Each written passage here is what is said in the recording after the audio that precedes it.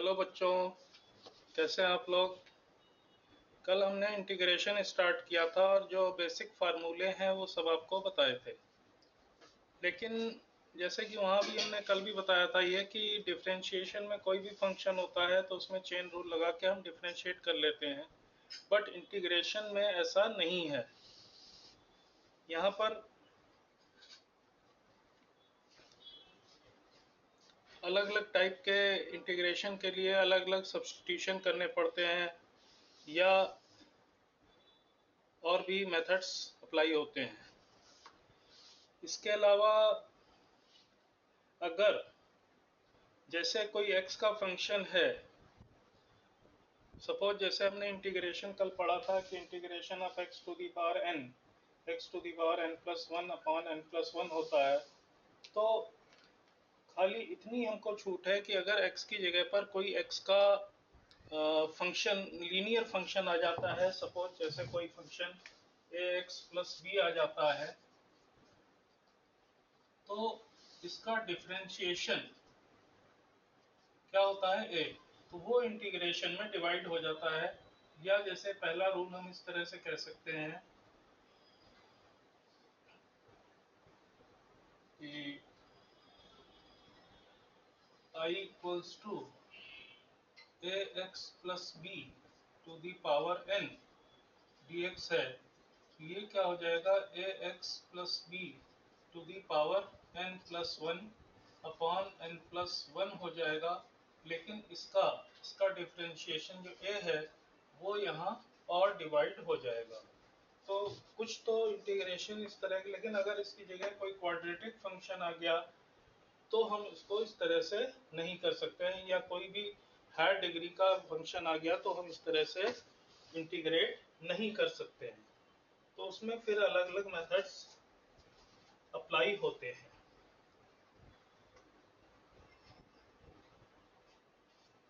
जैसे एग्जांपल के लिए हम लोग ले लें, क्वेश्चन ले लेते हैं।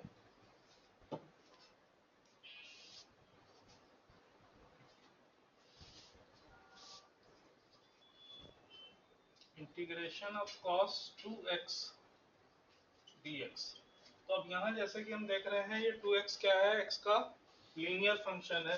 तो इसको जब हम इंटीग्रेट करने जाएंगे तो जब हम इसको इंटीग्रेट करने जाएंगे तो cos x का इंटीग्रेशन sin x होता है, तो इसलिए ये sin 2x हो जाएगा। और 2x का डिफरेंशिएशन 2 होगा तो वो यहाँ डिवाइड हो जाएगा और प्लस c हो जाएगा, वो तो हमें हमेशा लगाना ही है।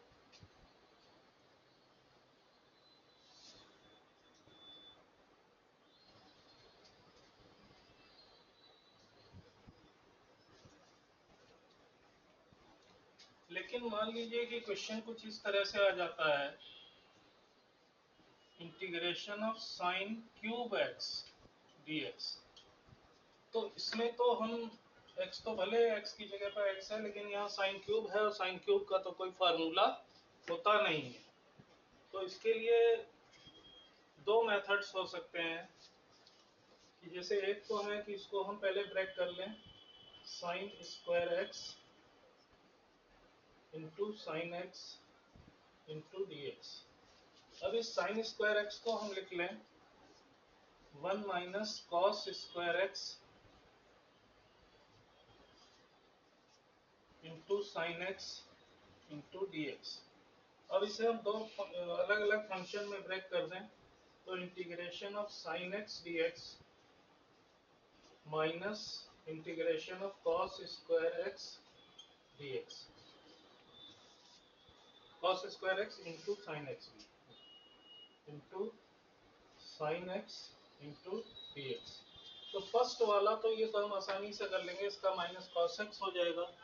लेकिन जैसे सेकंड वाला है, इसको पहले हमने मान लिया कि चलो ये I1 प्लस I2 हो गया, पूरा जो क्वेश्चन था उसको हम लोग I बोलेंगे। तो I1 प्लस I2 हो गया, तो I1 का तो इंटीग्रेशन हम कर लेंगे, लेकिन इसको हम नॉर्मल तरीके से नहीं कर पाएंगे। तो इसको हम अलग से देखते हैं। I2 क्या है, integration of cos square x into sine x into d x. अब यहाँ पर हमें एक सब्स्टिट्यूशन करना पड़ेगा इसमें हम क्या करेंगे, हम कहेंगे let cos x equals to t। तो इसको अगर हम सेल्फ रिस्पेक्ट में दोनों तरफ डिफरेंशिएट करें तो cos x का differentiation minus sine x into d x हो जाएगा, और इधर क्या होगा, dt हो जाएगा, या साइन x dx क्या हो जाएगा, माइनस dt हो जाएगा। तो इसलिए I2 देखिए क्या हो जाएगा इसके बाद, कि cos x की जगह हमने t रख दिया, ये बन गया T square. Sine x D x क्या हो गया, माइनस डी टी हो गया, तो माइनस साइन हम बाहर ले जा सकते हैं, माइनस बाहर आ गया तो टी स्क्वायर डी टी हो गया। देन इसका इंटीग्रेशन टी क्यूब अपॉन 3 हो जाएगा, तो माइनस टी क्यूब अपॉन 3 हो गया। और ठीक है, अब t की वैल्यू हम वापस से रख दें तो t हमने किसको माना था, cos क्यूब को माना था, cos x को माना था t। तो this will be equal to minus cos cube x upon 3, और प्लस एक कांस्टेंट ऑफ इंटीग्रेशन यहाँ हम c1 लगा सकते हैं। नाउ i क्या था, i1 प्लस i2। i1 तो sin x था, तो इसका इंटीग्रेशन माइनस cos x हो जाएगा, प्लस c1 कर दीजिए। i2 का इंटीग्रेशन हमने किया minus cos cube x upon 3 plus c2। अब यहाँ पर दो कांस्टेंट आ गए, तो दोनों को मिला के हम एक कांस्टेंट लिख सकते हैं। तो फाइनल आंसर क्या बन जाएगा, minus cos x minus cos cube x upon 3 और प्लस c, ये हो गया। दूसरा मेथड, इसके लिए हम क्या कर सकते हैं, हमें साइन 3a का फार्मूला पता है,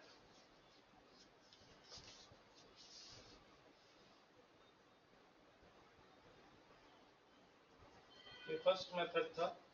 सेकंड मेथड में देखिए, साइन 3a क्या होता है, 3 sine a minus 4 sine cube a। तो यहाँ से 4 साइन क्यूब a, ये क्या हो जाएगा, 3 sine a minus sine 3a, या साइन क्यूब a क्या हो गया, 1 upon 4 3 sine a minus sine 3a। तो इसलिए हमारा जो इंटीग्रल है आई है, वो क्या है, sine cube x D x. तो साइन क्यूब एक्स की जगह हम क्या लिख सकते हैं, 1 अपॉन 4 तो चलिए कांस्टेंट है, बाहर ले लिया, यहाँ कर दिया 3 sine x minus sine 3x into d x. Then इसको दोनों को हम अलग अलग कर लें, तो 3 upon 4 integration of sine x D x minus 1 upon 4 integration of sine 3x dx। अब साइन x का इंटीग्रेशन माइनस cos x हो जाएगा, ये क्या बन गया, माइनस 3 अपॉन 4 cos x, और इधर साइन 3x है, तो ये भी लीनियर फंक्शन है x का, तो minus 1 upon 4 minus cos 3x, और 3x का डिफरेंशिएशन 3 और नीचे आ गया, प्लस c हो गया। देन ये माइनस इंटू माइनस प्लस हो गया, ये आ गया minus 3 upon 4 cos x plus 1 upon 12 cos 3x plus c। तो ये भी सही है, वो भी सही है, बट आंसर दोनों में अलग अलग आएगा। जितने मेथड से हम करेंगे उतने मेथड से जरूरी नहीं कि इंटीग्रेशन सेम आए, अलग अलग भी आएगा। तो अब हम आगे और कुछ एग्जांपल लेते हैं। तो तीसरा क्वेश्चन हमने लिया है integration of 2x upon 2x plus 1 whole square into d x. तो इसमें हमने क्या किया कि 2x प्लस 1 को पहले t मान लिया कि let 2x plus 1 equals to t। तो 2x की वैल्यू क्या हो गई, t माइनस 1 हो गई। इसको हम दोनों तरफ डिफ्रेंशिएट कर दें तो 2x का डिफ्रेंशिएशन 2 इंटू डी एक्स हो जाएगा और t माइनस 1 में t का dt हो जाएगा और 1 का 0 हो गया, या dx की वैल्यू क्या हो गई 1 अपॉन 2 dt हो गई। अब यहाँ पर हम सब्स्टिट्यूशन करेंगे तो i इक्वल्स टू हो गया इंटीग्रेशन 2x की वैल्यू क्या थी t माइनस 1 अपॉन ये क्या हो गया t square into 1 upon 2 into d t. अब 1 अपॉन 2 तो बाहर आ जाएगा और टी स्क्वायर दोनों में अलग अलग डिवाइड हो जाएगा। तो 1 upon 2 integration of T upon T square minus 1 upon T square into d T. यहाँ इससे इसकी एक पावर कट गई तो आगे क्या बन जाता है, ये अलग अलग कर ले दोनों को हम। 1 upon 2 integration of 1 upon t d t minus 1 upon 2 integration of t to the power minus 2 into d t. अब देखिए कि 1 अपॉन टी का जो इंटीग्रेशन होगा वो क्या हो जाएगा, लॉग टी हो जाएगा। तो 1 upon 2 log t minus 1 upon 2, इसमें x to the power n का फार्मूला लग जाएगा तो t की power minus 2 plus 1 upon minus 2 plus 1 और प्लस c। फिर क्या हो गया 1 अपॉन 2 लॉग टी माइनस ये माइनस 1 पावर हो गई, ये भी माइनस 1 हो गया तो माइनस 1 इसमें मल्टीप्लाई होगा प्लस 1 अपॉन 2 हो गया और t की पावर माइनस 1 है, इसको we can write 1 upon t और प्लस c। अब क्या करेंगे, अब t की वैल्यू 2x प्लस 1 थी, इसमें सब्स्टिट्यूट कर देंगे वापस से। तो i की वैल्यू क्या आ गई 1 upon 2 log 2x plus 1 plus 1 upon 2 into 2x plus 1 plus C. ये हो गया क्वेश्चन नंबर 3। अब हम लोग प्रोसीड करते हैं क्वेश्चन नंबर 4 पे। अब क्वेश्चन नंबर 4 देखिए, इसमें हमने क्या किया कि जो डिनोमिनेटर था 3 माइनस 2x, ऊपर भी लीनियर फंक्शन है नीचे भी लीनियर फंक्शन है, तो हमने डिनोमिनेटर को t मान लिया। 3 minus 2x equals to t, तो इससे सिंप्लीफाई करके x की वैल्यू आ गई 3 माइनस टी अपॉन 2। नाउ इसको अगर हम डिफरेंशिएट करते हैं या इसी को हम डिफरेंशिएट कर लें तो dx इक्वल्स टू 1 अपॉन 2, 3 का हो गया 0 और माइनस टी का हो गया माइनस डी टी। तो minus 1 upon 2 D T D x की वैल्यू हो गई। अब यहाँ पर हम सारी वैल्यूज रख देंगे तो i equals to 2 plus 3x में हम x की जगह ये रखेंगे और इसकी जगह तो t रखेंगे। तो 1 अपॉन टी हो गया into 2 plus 3 into 3 minus T upon 2, like कुछ इस तरह से हो जाएगा। और dx की जगह क्या आ गया माइनस 1 अपॉन 2 डी टी, तो माइनस हमने बाहर लगा लिया, 1 अपॉन 2 भी हमने बाहर लिख लिया और डी टी यहाँ लिख लिया। अब इसको फर्दर और खोलेंगे हम आगे तो i equals to minus 1 upon 2 integration of 1 upon t को हम 2 से मल्टीप्लाई करेंगे तो 2 अपॉन टी हो गया, फिर वहां 3 अपॉन 2 है into 3 minus T upon T करेंगे तो plus 3 upon 2 3 minus T upon T, तो अपॉन टी तो दोनों में टी अलग अलग डिवाइड हो गया into d T.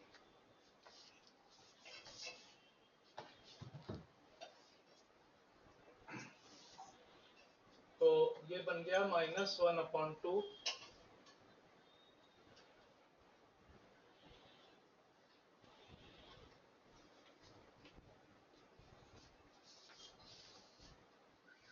Integration of 2/t plus 3 या 9/2 माइनस 3/2, ये तो टी कैंसिल हो गया, 1 हो गया, -3/2 इंटू डी टी। अब ये दोनों लाइक टर्म है तो इसको हम ऐड कर सकते हैं, तो 2 2 जा 4 9 13/2t हो जाएगा। ये हुआ -1/2 integration of 13/2 into T -3/2 into d t. अब हम दोनों को अलग अलग इंटीग्रेट कर लेंगे, तो ये हो गया -1/2, इसमें 13/2 तो ऐसे ही रहेगा और इंटू log t हो गया, माइनस डी टी का इंटीग्रेशन t हो जाएगा तो -3/2 t हो गया और प्लस c। अब यहाँ पर हम वापस से ये सारे ब्रैकेट्स भी ओपन कर लेंगे और t की वैल्यू भी रख देंगे। ये बन गया जाके -13/4 log of 3 minus 2x -1/2 minus का प्लस 3/4, t की जगह पर आ गया 3 minus 2x और plus c। This is the answer.